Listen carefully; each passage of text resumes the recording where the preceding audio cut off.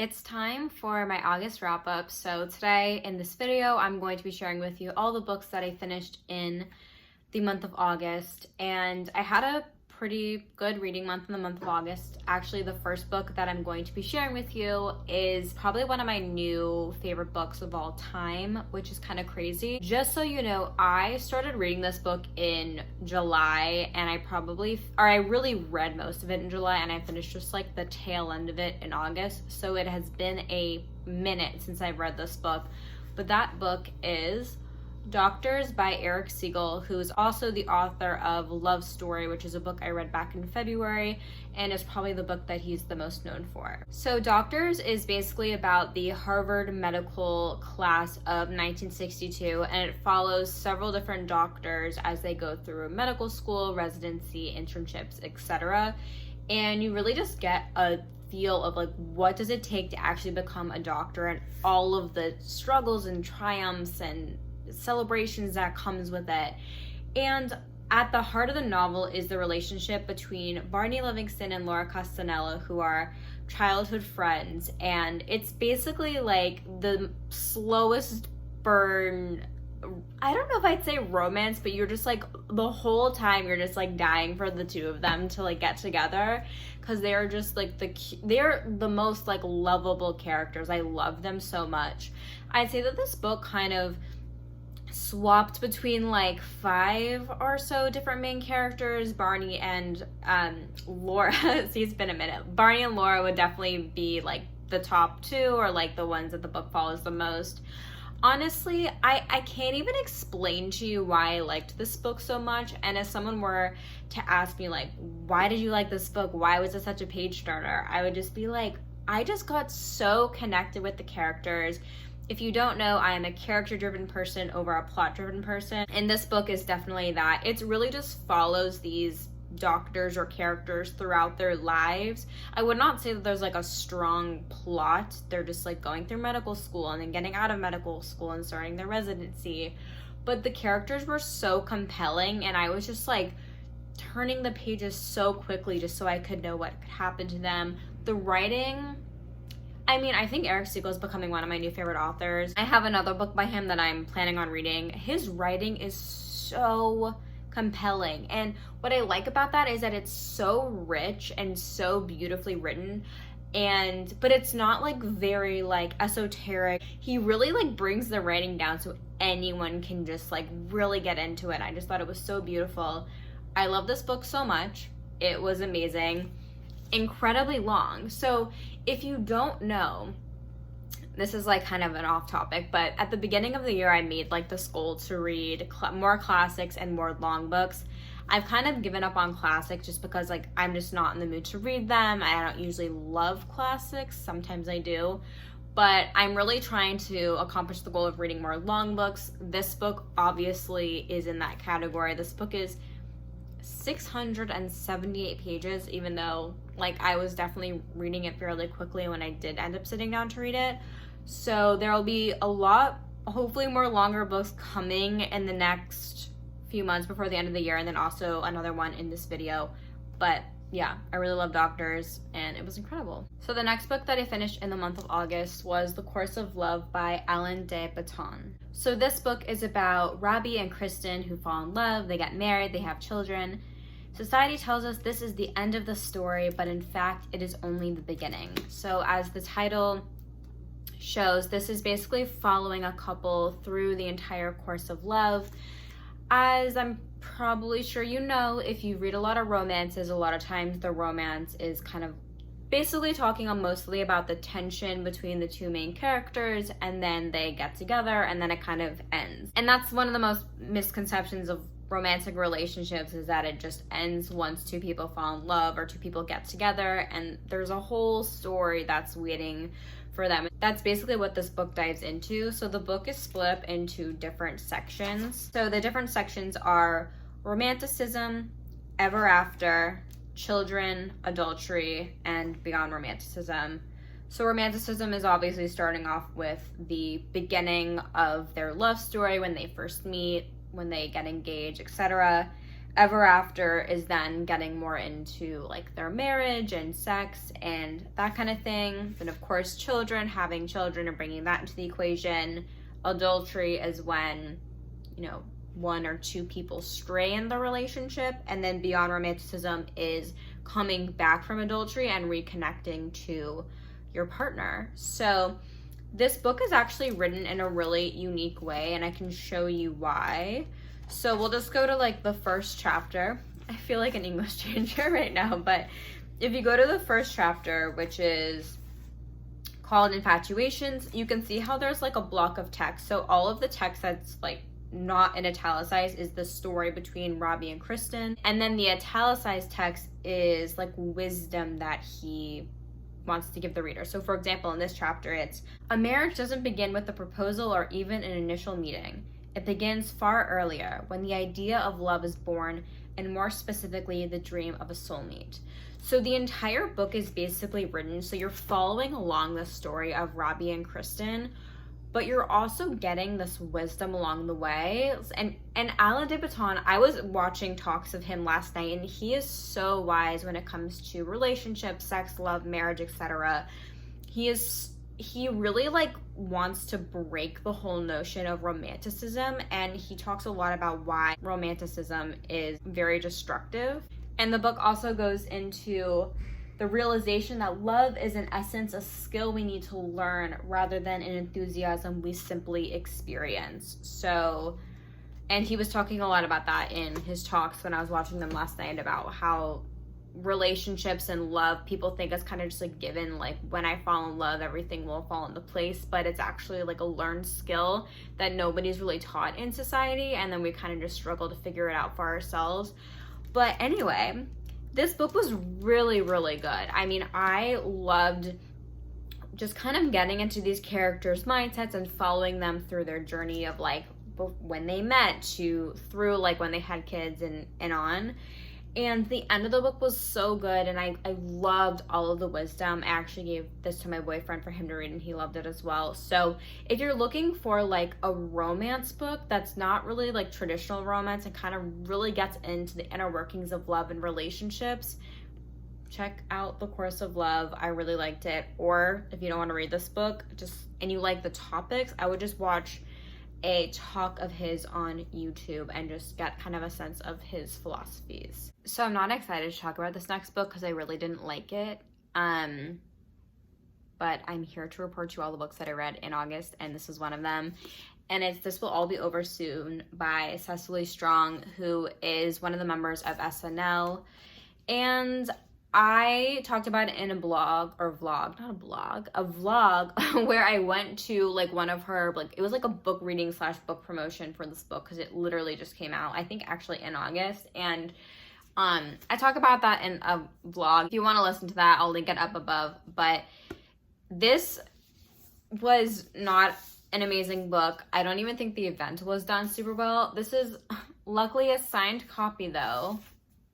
I was like, when I went with my friends and we saw that this was like a signed copy and then it was just like a sticker with her signature on it, I'm like, that's a little bit different than having like the physical book signed, but that's fine. So basically what this book is about is at the beginning of 2020, Cecily's cousin Owen died of glioblastoma, and then obviously in March 2020, the COVID pandemic happened. So not only was Cecily dealing with a lot of grief during this time, but then also there was like the oncoming of the pandemic, and there was a lot of, she had a lot of the depression and fear or anxiety around it.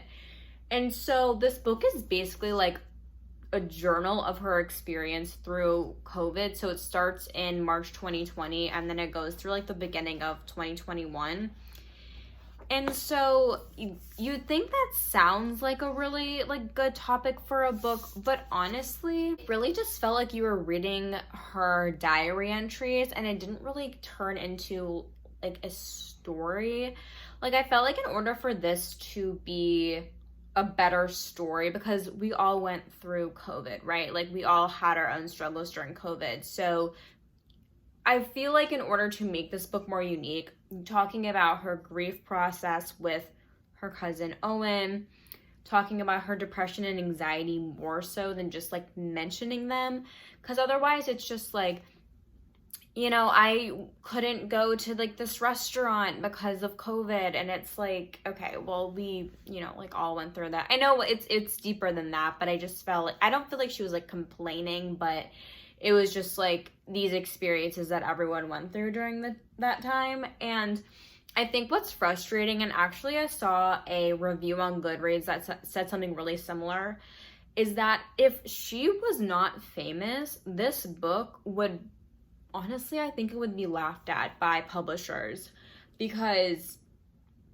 it's just not written really well. And I think the only reason why this book is out here is because she's famous and she was able to get a book deal.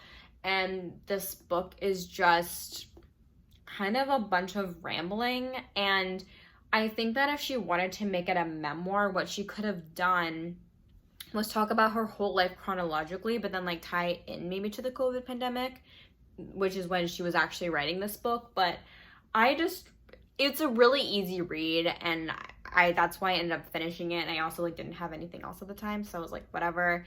But I do think this cover and the book itself is like very gorgeous. I think they did such a good job, but it's just not a book that has a lot of substance to it. And yeah, I was just a little bit surprised.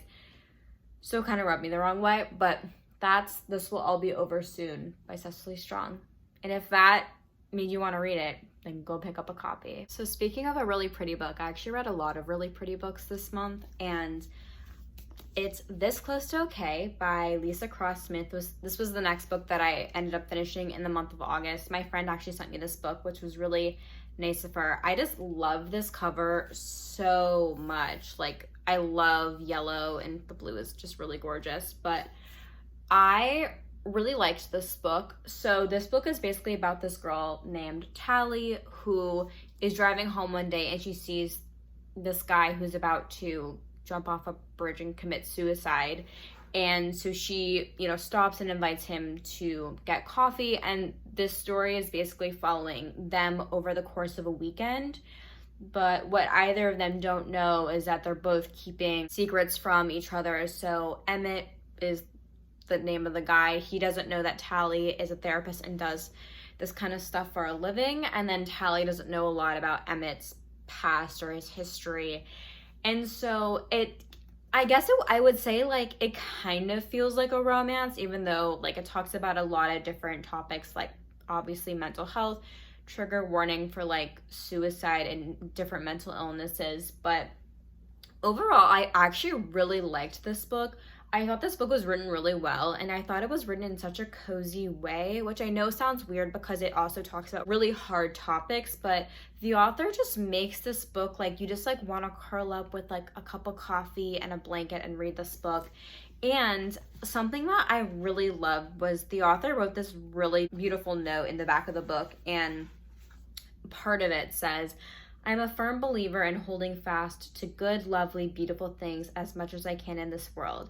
Even when times are hard, I want to comfort my characters when they are sad, depressed, or grieving. I love filling my books with coziness, warm drinks, and sweet conversations, even when I'm making my characters' worlds crumble around them." So, and it goes on from there, but I just love that. And she definitely does make this book really cozy, again, even though the characters are going through really difficult things. So I really like this book. I really like the writing. I thought it was just really great. So the only thing that I didn't like about this book was, so there was like this whole reveal at the end where they obviously kind of like reveal their true selves to each other.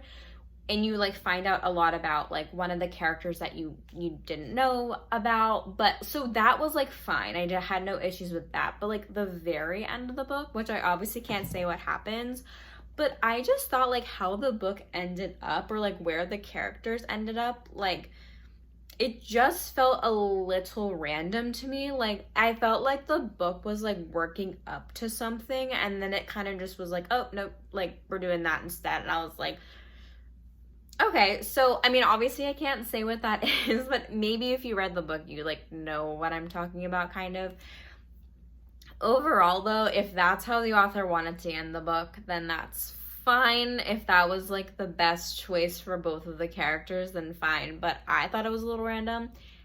But in the end, I really enjoyed reading this book. I actually finished this book and an audiobook on like the last day of August, just so I could get those 2 in, because otherwise I would have only read 3 books in August. But this is the 4th, and then let me actually just get into the 5th and final book that I read. So the next book that I finished in August, the last one, was The Female Persuasion by Meg Wolitzer. I actually love this cover too. I think it's so beautiful. So this book also counts as a long book. So I'm considering long books to be 450 plus pages, and at least on Goodreads it says it's 480. I usually don't like to read long books on audio because they just take forever, and this book took me forever to finish it for some reason. I just like was going through it so slowly. So I've had this book on my radar for a really long time because, well, let me just get into like what this book is about. So this book is about Greer, who is like kind of a shy college freshman. She meets this woman named Faith Frank, who is like a motivational speaker and a feminist, and it kind of just like awakens something in Greer. And then like later on, she starts working with Faith Frank, and you know, the story just goes from there.